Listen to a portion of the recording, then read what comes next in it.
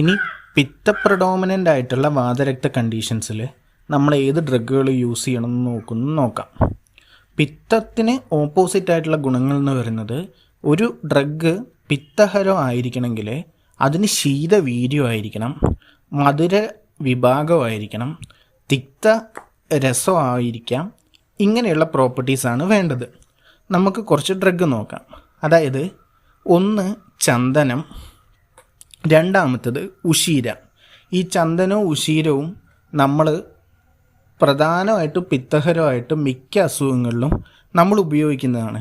എന്നാൽ ഏത് പേഷ്യൻസിലും ഈ ചന്ദനവും ഉശീരവും ഏത് വേണമെങ്കിലും മാറി മാറി ഉപയോഗിക്കാവോ? എന്നാൽ ഉപയോഗിച്ചുകൂടാ. കാരണം ഗുണങ്ങൾ നോക്കുമ്പം ചന്ദനം എന്ന് പറയുന്നത് ലഘുവാണ്, ഉശീരവും ലഘുവാണ്.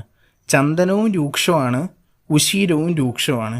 എന്നാൽ ചന്ദനം കടു വിഭാഗമാണ്, ഉശീരം മധുര വിഭാഗമാണ്. സോ പോരാത്തതിന് രണ്ടും ശീതഗുണവുമാണ്. അപ്പം രണ്ടും എന്ത് ചെയ്യും? പിത്തത്തിനെ കുറയ്ക്കും, അതിൽ സംശയമില്ല. എന്നാൽ ചന്ദനം എന്ന് പറയുന്നത് കൂടുതലും പിത്ത കബജമായിട്ടുള്ള കേസുകളിലെ ഉപയോഗിക്കുക. വാദപൈറ്റികമായിട്ടുള്ള കേസിൽ നമ്മൾ ചന്ദനം ഉപയോഗിച്ചിട്ടുണ്ടെങ്കിൽ എന്ത് പറ്റുമെന്ന് വെച്ചാൽ, ചന്ദനത്തിൻ്റെ രൂക്ഷ, കടു, ലഘു ഈ പ്രോപ്പർട്ടികൾ കാരണം വാദത്തിൻ്റെ ഇത് കൂടും, വാദത്തിനെ അത് കുറയ്ക്കില്ല. അവിടെ ഏത് ചൂസ് ചെയ്യുന്നതായിരിക്കും നല്ലത്? ഉശീര. കാരണം ഉശീരത്തിന് ചന്ദനത്തിനെ പോലെ കടു വിഭാഗമല്ല, പകരം മധുര വിഭാഗമാണ്. ഈ മധുരരസം എന്ന് പറയുന്നത് എന്തിനെ കുറയ്ക്കും? വാദത്തിനെയും കുറയ്ക്കും, പിത്തത്തിനെയും കുറയ്ക്കും. ഈ ഏത് രസങ്ങൾ ഏത് ദോഷങ്ങളെ കുറയ്ക്കുന്ന നമ്മൾ എപ്പോഴാണ് മനസ്സിലാക്കുന്നത്?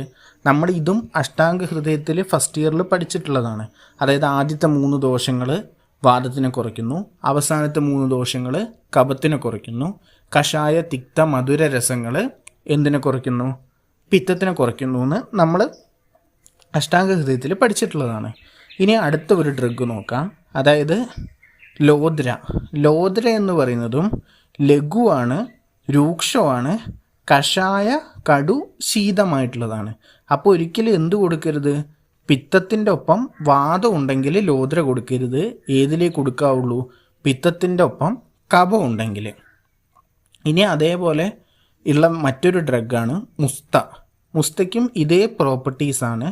പക്ഷെ എന്തും കൂടെ ഉണ്ട്? പ്ലസ് ആമവാചനവും കൂടെ ഉണ്ട്. ഇനി ഈ 2 ഡ്രഗുകളും ഈ പറഞ്ഞ ഏത് ഡ്രഗുകൾ, ചന്ദന, ലോദ്ര, മുസ്ത, ഈ ഡ്രഗുകളൊക്കെ നമ്മൾ കൂടുതലും സ്ഥൂലനായിട്ടുള്ള പേഷ്യൻറ്റും കൂടെയാണെങ്കിൽ നമുക്ക് കൊടുക്കാൻ പറ്റും. കാരണം എല്ലാത്തിൻ്റെയും രസം എന്ന് പറയുന്നത് കടു അല്ലെങ്കിൽ കഷായ രസങ്ങളാണ്. അപ്പോൾ ഇതെന്തിനെ പോരാത്തതിന് ഈ 3 ഡ്രഗുകളും ലഘുവുമാണ്, രൂക്ഷവുമാണ്. അപ്പോൾ ഒബീസായിട്ടുള്ള പേഷ്യൻറ്റിൻ്റെ അങ്ങനെ പ്രകൃതി നോക്കി നമുക്ക് കൊടുക്കാം. എന്നാൽ ലീനായിട്ടുള്ള പിത്ത പ്രഡോമിനൻ്റ് ആയിട്ടുള്ള വാതരക്തമുള്ള പേഷ്യൻറ്റിന് നമ്മൾ എന്ത് കൊടുക്കും? ഒന്നല്ലെങ്കിൽ ഉശീര കൊടുക്കാം.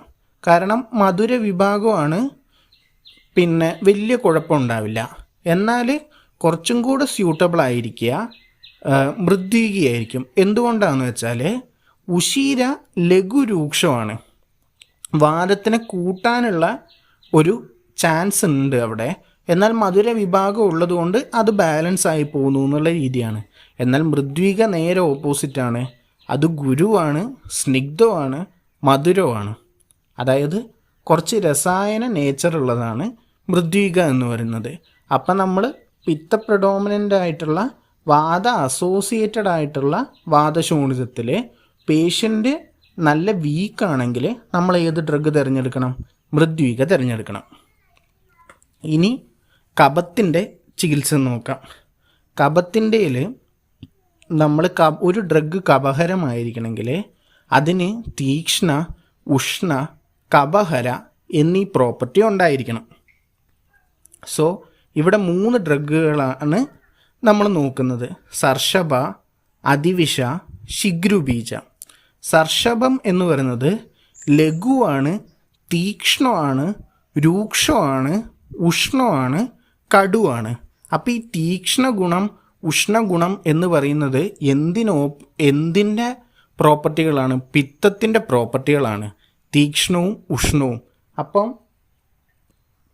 നമ്മൾ ഈ കേസിൽ എന്ത് കൊടുക്കരുത്, അതായത് പിത്ത പ്രഡോമിനൻ്റ് ആയിട്ടുള്ള വാതരക്തത്തിൽ ഒരിക്കലും സർഷപം കൊടുക്കരുത്. അതായത് കഫത്തിനെ ഇതെന്തായാലും കുറയ്ക്കും, കാരണം ലഘു, തീക്ഷ്ണ, രൂക്ഷ, ഉഷ്ണ, കടു എന്നീ ഗുണങ്ങളെല്ലാം കഫത്തിന് നേരെ ഓപ്പോസിറ്റാണ്. അതേപോലെ വാദത്തിനും കുറയ്ക്കാനും ഇത് സഹായിക്കും. അപ്പം കഫ പ്രഡോമിനൻ്റ് ആയിട്ടുള്ള വാദ അനുബന്ധമായിട്ടുള്ള കേസുകളിൽ മാത്രമേ സർഷപം ഉപയോഗിക്കാവുള്ളൂ. ഒരിക്കലും പിത്തത്തിൽ ഉപയോഗിക്കരുത്, അയാളുടെ അസുഖം കുറയുന്നതിന് പകരം കൂടും. ഇനി അതിവിഷം നോക്കുകയാണെങ്കിൽ അതിവിഷം ലഘുവാണ്, രൂക്ഷമാണ്, കടുവാണ്. അറിയാം, കഫത്തിനെ കുറയ്ക്കും, കാരണം ലഘു നേച്ചർ, രൂക്ഷത, കടുരസ എന്നൊക്കെ പറയുന്നത് കഫത്തിനെ കുറയ്ക്കും. എന്നാൽ സർഷപത്തിനെ പോലെ ഉഷ്ണവീര്യമല്ല അതിവിഷത്തിനുള്ളത്, ശീതവീര്യമാണ് ഉള്ളത്. സോ നമുക്ക് പിത്തത്തിൻ്റെ കൂടെ അനുബന്ധമായിട്ട് കഫത്തിൻ്റെ കൂടെ അനുബന്ധമായിട്ട് പിത്തം വന്നിട്ടുണ്ടെങ്കിൽ നമ്മൾ ഏത് സെലക്ട് ചെയ്യുക? സർഷപത്തിന് പകരം അതിവിഷം വേണം സെലക്ട് ചെയ്യാൻ. ഇനി മധു, ശിഗ്രുബീജ, ധാന്യാമ്ല ഇത് മൂന്നും മിക്സ് ആക്കിയിട്ട് ഒരു ഉപനാഹലേപം പോലെ പുരട്ടാവുന്നതാണ്. It is excellent for shodha and kaphahara. പക്ഷേ നേരത്തെ പറഞ്ഞതുപോലെ എന്തിൽ ഉപയോഗിക്കരുത്? ഈ കഫത്തിൻ്റെ കൂടെ പിത്തം അസോസിയേറ്റഡ് ആണെങ്കിൽ നമ്മൾ ഉപയോഗിക്കരുത്, കാരണം അത് പിത്തവൃദ്ധി ഉണ്ടാക്കും, പേഷ്യൻറ്റിൻ്റെ അസുഖം കോംപ്ലിക്കേറ്റഡ് ആവും. So after proper snehasweda blood letting can be done in small quantities at many times, but if done in vada predominant condition it will produce shoyadu, stamba, kamba etc. അതായത് ഇപ്പോൾ പറഞ്ഞതുപോലെ സ്നേഹസ്വേദനങ്ങൾ ചെയ്തതിന് ശേഷം നമുക്ക് രക്തമോക്ഷണം ചെയ്യാം. പക്ഷേ ഇവിടെ രക്തമോക്ഷം ചെയ്യുമ്പോൾ ഞാൻ നേരത്തെ പറഞ്ഞതുപോലെ ധാതുശോഷം ഉണ്ടാകുന്നതുകൊണ്ട് വാതകോപം ഉണ്ടാവാനുള്ള എല്ലാ ചാൻസും ഉണ്ട് നമ്മൾ ഈ സ്നേഹസ്വേദങ്ങളെല്ലാം ചെയ്താലും. അപ്പോൾ അത് പ്രിവെൻറ്റ് ചെയ്യാൻ വേണ്ടി നമ്മൾ എങ്ങനെയായിരിക്കണം രക്തമോക്ഷം ചെയ്യേണ്ടത്? വളരെ കുറഞ്ഞ അളവിൽ പല തവണകളായി വേണം ചെയ്യാൻ വേണ്ടിയിട്ട്. ഒരിക്കലും വാദപ്രഡോമിനൻ്റ് ആയിട്ടുള്ള വാതരക്തമുള്ള പേഷ്യൻറ്റിൽ നിങ്ങൾ രക്തമോക്ഷം ചെയ്യാനേ നിൽക്കരുത്.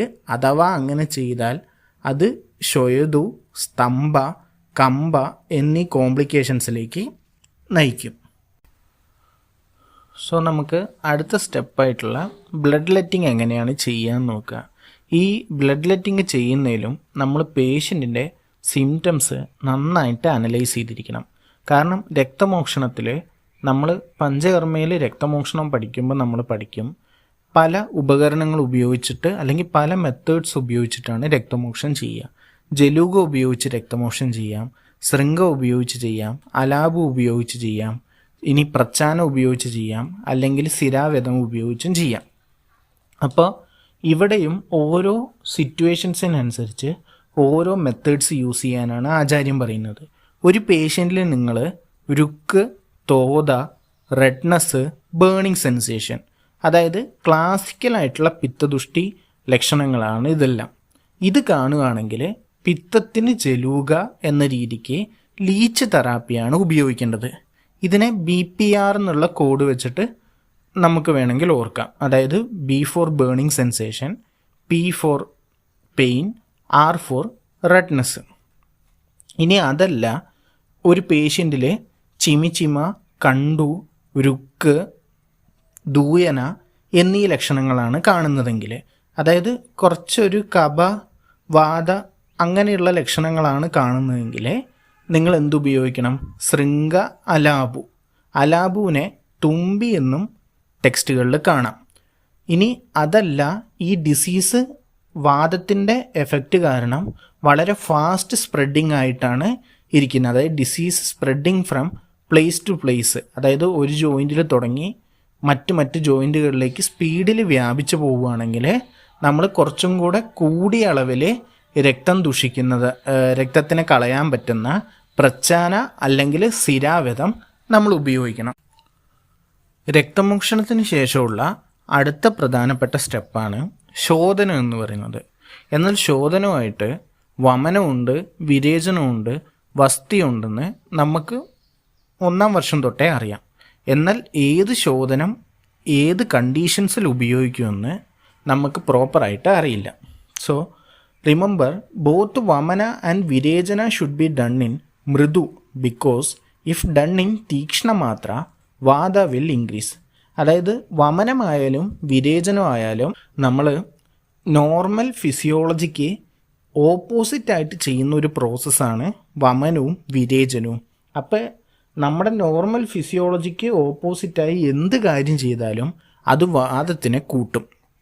അപ്പം നമ്മൾ തീക്ഷ്ണമായ അളവിൽ വമനവും വിരേചനവും ചെയ്തിട്ടുണ്ടെങ്കിൽ അത് പേഷ്യൻറ്റിൻ്റെ കണ്ടീഷൻ വേഴ്സൺ ആക്കുകയേ ചെയ്യുള്ളൂ. അപ്പം മൃദുവായിട്ടുള്ള വമന വിരേചനങ്ങൾ വേണം ആവശ്യമാണെങ്കിൽ തന്നെ ചെയ്യാൻ. ഇനി വമനം എപ്പോഴാണ് ചെയ്യേണ്ടത്?